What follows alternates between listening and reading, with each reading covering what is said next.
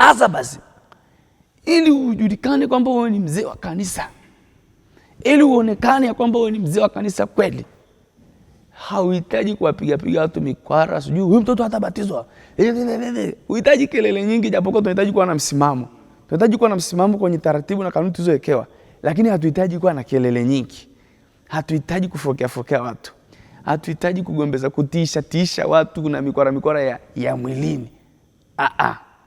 Simama kwenye zamu lako, ishi kwa uaminifu, tunza mambo ya watu kwa uaminifu, fanya kazi yako kama kwa Bwana.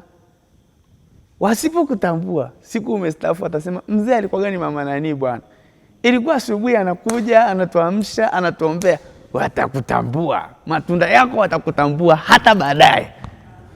Kwa hiyo usilie, usikate tamaa kama watu hawaelewi nafasi yako kwa sasa. Itumikie kwa nguvu. Inawezekana kuna ujinga, kuna roho zimewafunga. Watakutambua hata baadaye. Bwana apewe sifa. Na hilo, ili uweze kufanya hivyo, basi usinie makuu.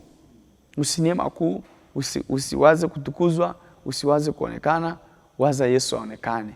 Bwana asifiwe. Ndivyo alivyofanya Yesu. Na Yesu anatusisitiza sasa na sisi ya kwamba